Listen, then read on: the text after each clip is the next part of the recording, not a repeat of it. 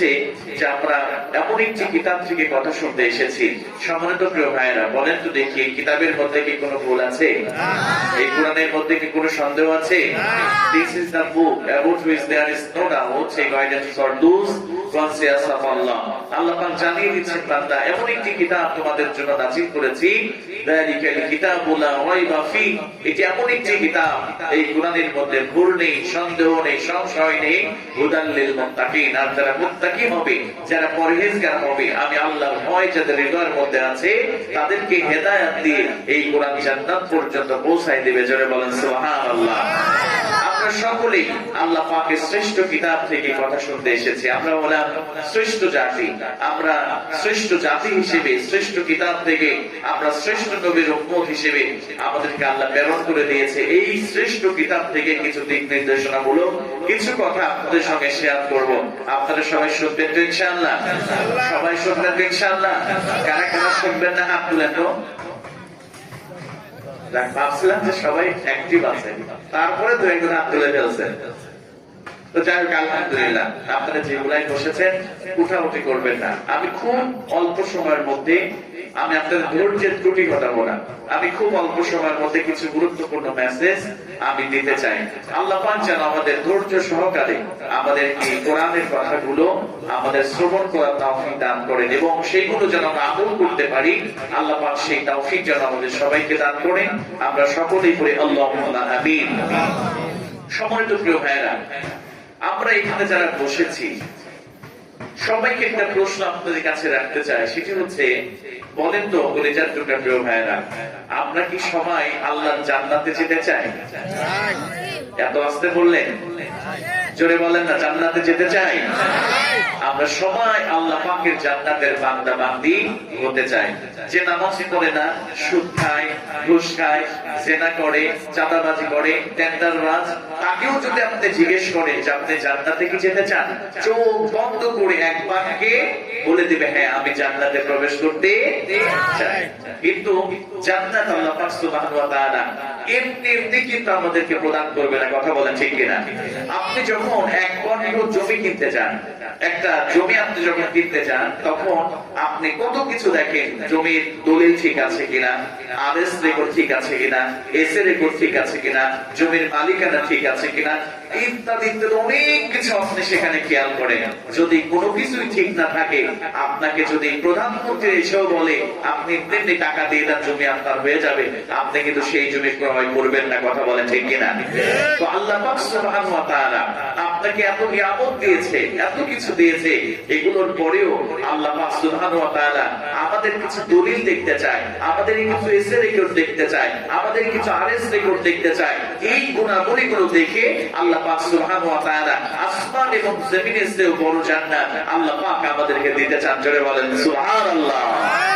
তাহলে আমরা সবাই আল্লাহর জান্নাতে যেতে চাই ইনশাআল্লাহ। আল্লাহ পাক বলছেন, বান্দা তুমি দুনিয়াতে অনেক টাকার মালিক হয়েছো, এসি বাড়ি, AC tiles fitting bathroom, AC গাড়ি, ব্যাংকে লক্ষ কোটি টাকা, এইটা তোমার সফলতা নয়। প্রকৃত সফলতা হচ্ছে ফামান যুহজিহা আনিন নারি ওয়া উদখিলাল জান্নাতা ফাকাদ ফাজ। প্রকৃত সফলতা হচ্ছে তুমি যদি আমার জাহান্নামের আগুন থেকে মুক্তি পেয়ে তুমি যদি আমার জান্নাতে প্রবেশ করতে পারো, বান্দারে এটাই হচ্ছে তোমার জীবনের প্রকৃত সফলতা। জোরে বলেন সুবহানাল্লাহ। তাহলে আমরা প্রকৃত সফলতা অর্জন করে আল্লাহর জান্নাতে যেতে চাই ইনশাআল্লাহ। আমি আজকে আপনাদের সামনে এমন 9টি গুণের কথা বলবো। সবাই বলেন তো কয়টি গুণ? জোরে বলেন কয়টি গুণ? এমন 9টি গুণের কথা বলবো যে গুণগুলো যদি আল্লাহর কোন বান্দা এবং বান্দি যদি অর্জন করতে পারে, আল্লাহ পাক সুবহানাহু ওয়া তাআলা তার জীবনের সব গুনাহ মাফ করে উত্তম জাযা দিয়ে আল্লাহ পাক সুবহানাহু ওয়া তাআলা ওই বান্দা বান্দিকে জান্নাত দিয়ে ধন্য করে দিবে। জোরে বলেন সুবহানাল্লাহ। তাহলে কয়টি গুণ শুনবো প্রিয় ভাইরা? সবাই বলেন কয়টি গুণ শুনবো ইনশাআল্লাহ? 9টি। 5টি শুনবেন কে কে? হাত তুলে হুজুর 5টি শুনে বাড়িতে যাব, এরকম কে আছেন? শান্তি শুনে বাড়িতে যাবেন, এমন কি আছেন? তাহলে কয়টা শুনবো? 9টা। আমি খুব সংক্ষেপে এই 9টা গুণ আমি আপনাদের সামনে উপস্থাপন করব, আলোচনা করার চেষ্টা করবো ইনশাআল্লাহ। সম্মানিত প্রিয় ভাইরা, আমরা যে সূরাটি থেকে কথা শুনবো সেই সূরাটির নাম হচ্ছে সূরাতুত তাওবা। সবাই বলেন তো সূরার নাম কি? সূরাতুত তাওবা। এটি হচ্ছে পবিত্র কুরআনুল কারীমের 9 নম্বর সূরা। কত নম্বর সূরা? 9 নম্বর সূরা। এবং যে আয়াত কারিমা থেকে আলোচনা শুনবো এটি হচ্ছে 112তম আয়াত। সবাই বলেন তো কততম আয়াত? 112তম আয়াত। এবং এই সূরাটি হচ্ছে মাদানী সূরা। সবাই বলেন তো এই সূরাটি কি সূরা? মাদানী সূরা। চলুন আমরা আজকের এই সুন্দর রচনাতে আমরা আল্লাহ পাকের জান্নাতি বান্দা বান্দির যে 9টি গুণের কথা আল্লাহ পাক সুবহানাহু ওয়া তাআলা বলেছেন, আমরা সেই বিষয়ে গুরুত্বপূর্ণ কিছু কথা আমরা শোনার চেষ্টা করব ইনশাআল্লাহ। আল্লাহ পাক যেন আমাদের সবাইকে আমলের নিয়াতে শোনার তৌফিক দান করেন। আমরা সকলেই করি আল্লাহুম্মা আমিন। সবাই আমার সঙ্গে একটু তেলাওয়াত করেন, নাউযু বিল্লাহি মিনাশ শাইতানির রাজীম। বিসমিল্লাহির রাহমানির রাহিম। التائبون العابدون الحامدون السائحون الراكعون الساجدون الآمرون بالمعروف والناهون عن المنكر والحافظون لحدود الله وبشر المؤمنين। জোরে বলেন আল্লাহু আকবার। আল্লাহ রাব্বুল আলামিন বললেন, বান্দারে এমন একটি আয়াত আমি তোমাদের জন্য নাযিল করলাম, এই আয়াতের মধ্যে আমি আল্লাহ 9টি গুণ বর্ণনা করে দিয়েছি। বান্দারে এই 9টা গুণ যদি তোমরা অর্জন করতে পারো, আমি আল্লাহ পাক রব্বুল আলামিন তোমাদেরকে সুসংবাদ দিব।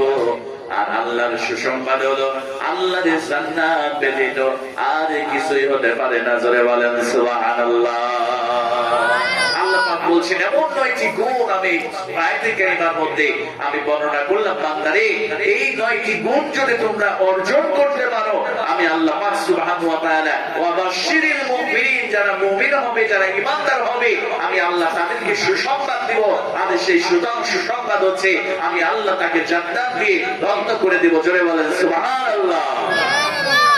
আমার মুসলমান ভাইরা, কেমন জান্নাত রব্বুল আলামিন আমাদেরকে দান করবেন। আল্লাহ পাক রব্বুল আলামিন সূরা আলে ইমরানের মধ্যে বর্ণনা করে দিলেন কেমন জান্নাত আল্লাহ দান করবেন।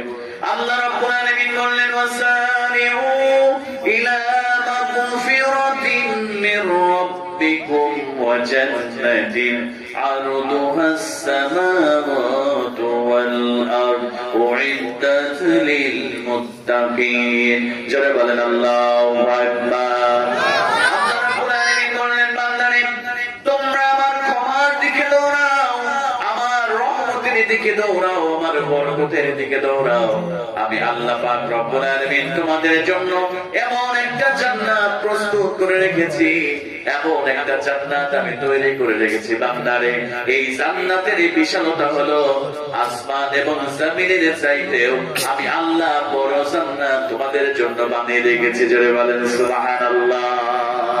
আল্লাহ রাসূল বলেন, সর্বশেষ যে ব্যক্তি জান্নাতে প্রবেশ করবে, আল্লাহ পাক সুবহানাহু ওয়া তাআলা ওই ব্যক্তিকে আসমান এবং জমিনের চাইতেও 10 গুণ বড় জান্নাত আল্লাহ পাক ওই বান্দা বান্দিকে দান করবেন। সুবহানাল্লাহ বলবেন না?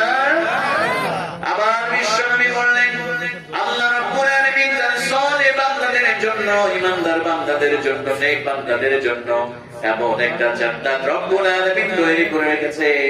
ওই জান্নাতের বর্ণনা কোনো কান কোনোদিন শুনে নাই, কোন চোখ কখনো দেখে নাই, ওয়ালা খাতারা আলা কলবি বাশার।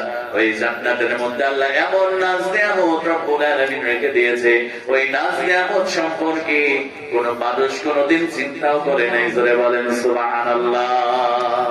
এমন জান্নাত আল্লাহ পাক সুবহানাহু ওয়া তাআলা তার 9টা গুণ সংশ্লিষ্ট যারা 9টি গুণ যারা অর্জন করবে, 9টি গুণে যারা গুণান্বিত হবে, 9টি ক্যারেক্টারে যারা অর্জন করবে, আল্লাহ পাক তাদেরকে ওই জান্নাতে ধন্য করে দেবে। সুবহানাল্লাহ বলবেন না?